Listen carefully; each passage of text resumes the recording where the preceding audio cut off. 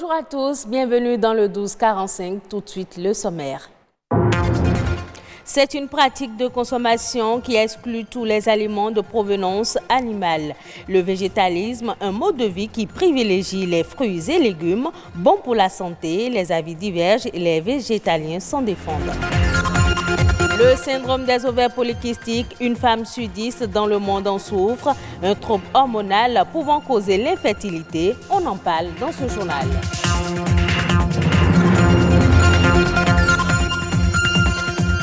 Tout comme les entreprises, les organisations de la société civile sont régies par des tests. Quel est le processus de création et que faut-il savoir sur les statuts juridiques des ONG au Bénin? Plus de précisions dans cette édition.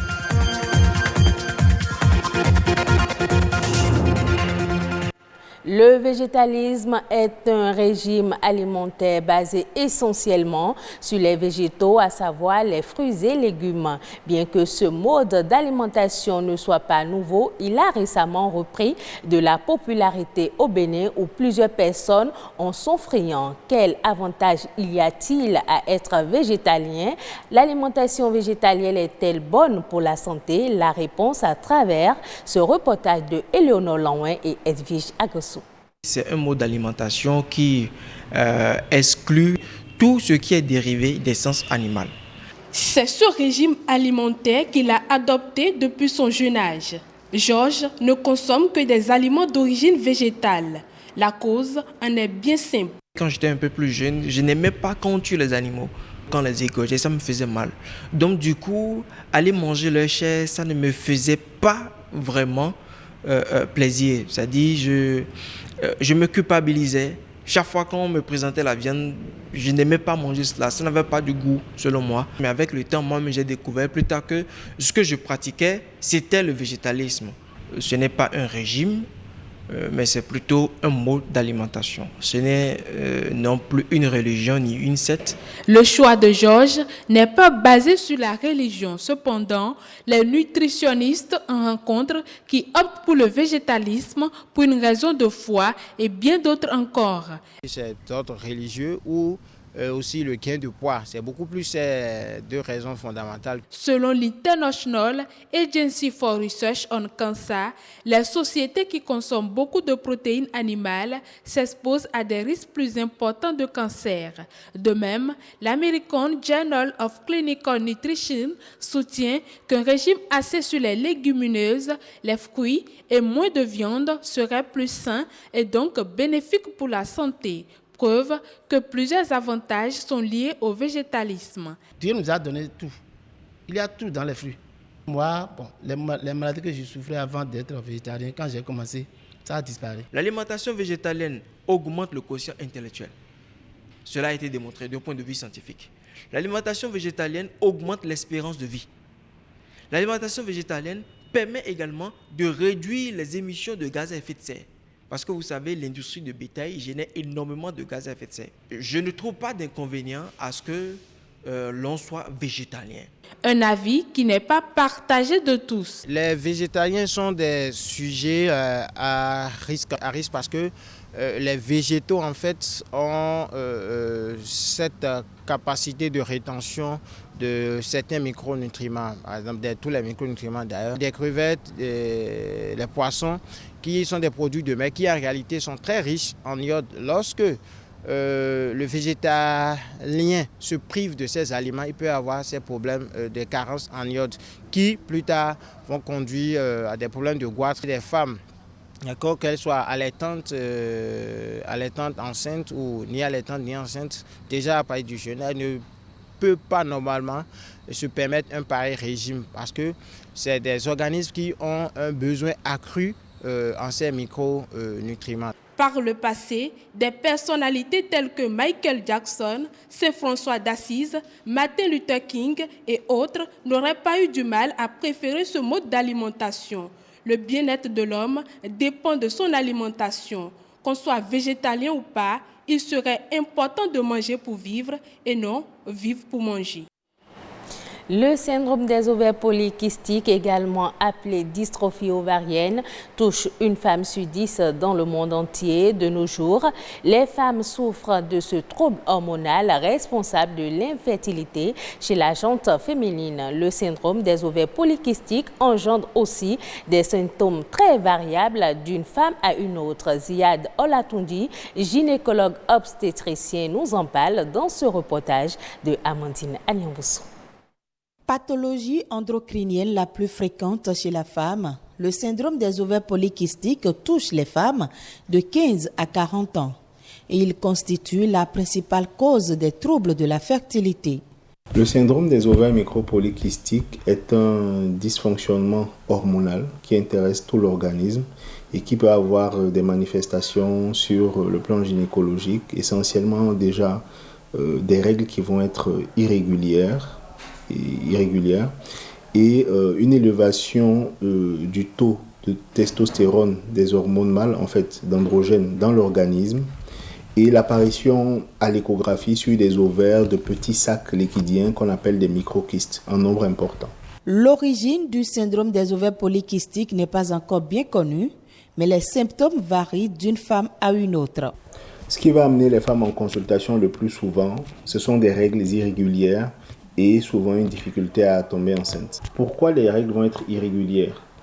C'est parce qu'en fait, il n'y aura pas d'ovulation. Et quand il n'y a pas d'ovulation, il n'y a pas de corps jaune. Le corps jaune sécrète une hormone qu'on appelle la progestérone. Et c'est la chute du taux de progestérone qui déclenche l'apparition des règles. Vu qu'il n'y a pas eu d'ovulation, on n'aura pas de taux de progestérone élevé. Donc les règles ne vont pas venir à temps, elles vont venir très tard, selon la profondeur du déséquilibre. 35 jours pour certaines, 40, 2 mois, 3 mois, peut-être 6 mois pour d'autres. Donc, c'est ce qui fait qu'on a ces règles en fait qui sont irrégulières. On sait que le surpoids a tendance à être aussi responsable. Le syndrome des ovaires polykystiques persiste toute la vie, heureusement. Des traitements existent pour accompagner les désirs de grossesse. S'il y a un désir de grossesse, ce qu'il faut comprendre, c'est que déjà la maladie des ovaires micropolykystiques, elle va entraîner des règles irrégulières, mais surtout des troubles de l'ovulation. C'est des femmes qui vont voir leurs règles, mais qui ne vont pas forcément ovuler ou qui vont ovuler une fois sur 3 ou une fois sur 4. Donc une difficulté à tomber enceinte. Par rapport à ça, aujourd'hui, on a des médicaments, des molécules qui permettent de stimuler l'ovulation. Et en général, ça marche assez bien, à part quelques-unes qui vont peut-être devoir aller jusqu'à la fécondation in vitro. En dehors du désir de grossesse, on n'arriverait pas vraiment à traiter la maladie vu qu'on ne maîtrise pas sa cause. Ce qu'on va pouvoir faire, c'est de mettre des traitements hormonaux pour pouvoir régulariser les règles. Mais en général, dès qu'on les arrête des mois après, le déséquilibre se réinstalle.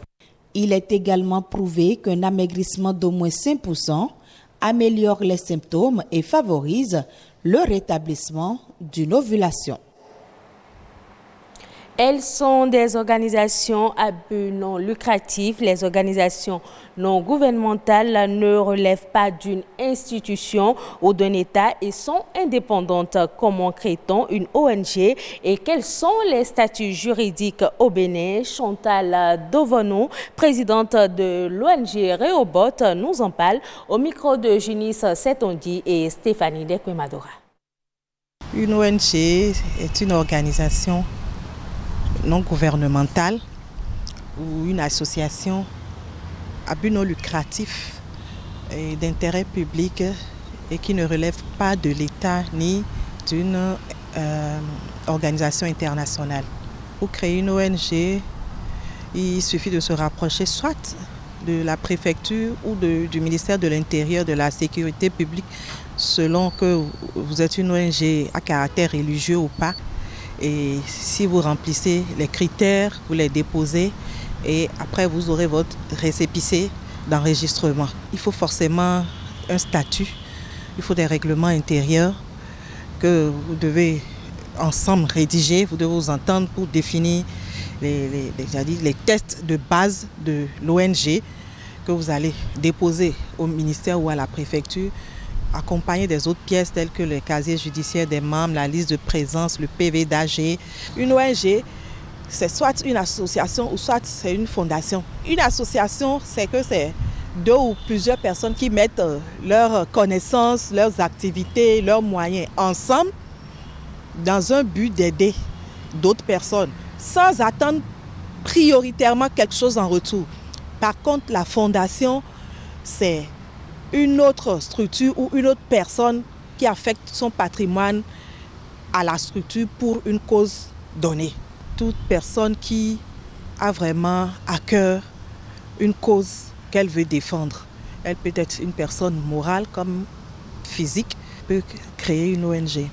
Il y a beaucoup d'opportunités que les ONG peuvent offrir parce que déjà un jeune qui finit par exemple ses études et qui recherche un stage, je crois que c'est déjà une grande opportunité. Le plus grand capital de l'ONG, c'est le capital humain. Quand tu trouves 1, 2, 3 personnes qui adhèrent à la vision, qui comprennent la vision et qui la portent avec toi, tu es parti. Autre information dans ce journal avec la compilation des faits marquants de l'actualité nationale, La Nation en bref, c'est avec Rodrigue Babagbeto.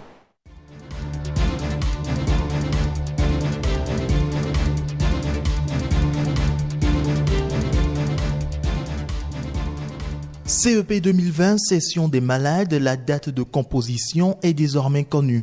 Les candidats ayant raté la session normale de l'examen du certificat d'études primaires pour des raisons justifiées sont conviés à prendre part à la session des malades du dit examen le lundi 10 août 2020. C'est ce qu'a annoncé le premier responsable de la direction des examens et concours DEC du ministère des enseignements maternels et primaires. Rappelons que cette année, la session normale du CEP a connu un taux de réussite de 84,70% au plan national contre 84,18% en 2019.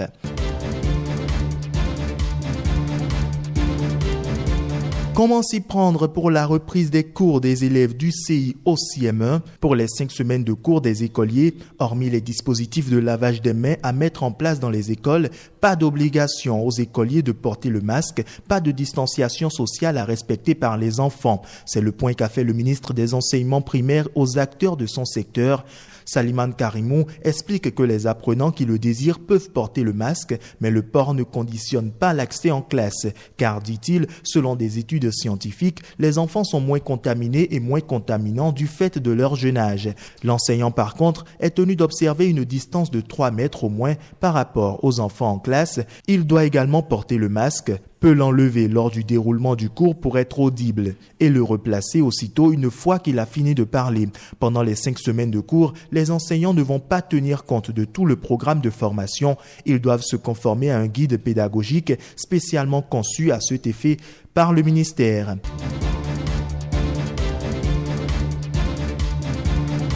Le secteur des médias au Bénin est en passe de connaître un rayonnement, ceci grâce aux États-Unis qui désirent collaborer avec le pays pour une sauvegarde de la liberté de la presse et des médias, base très importante de la démocratie au Bénin et au pays de l'oncle Sam. C'est le contenu de l'audience tenue entre le ministre de la Communication Alain Orunla et l'ambassadrice des États-Unis près le Bénin, Patricia Mahoney. Au menu des échanges, des opportunités de formation pour les journalistes ainsi que la question de suspension des médias en ligne et la possibilité d'accompagner le gouvernement afin de débloquer les appuis prévus par le PAG pour les médias.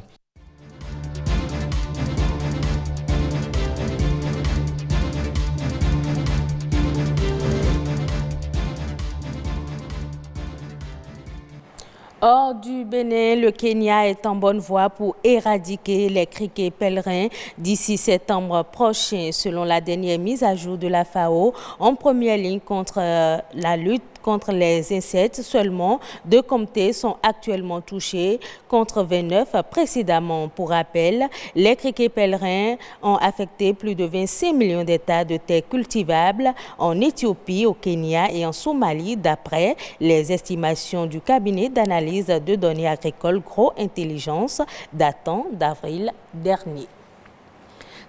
Pour cette édition que vous pouvez retrouver sur le site de l'ORTB, www.ortb.bj.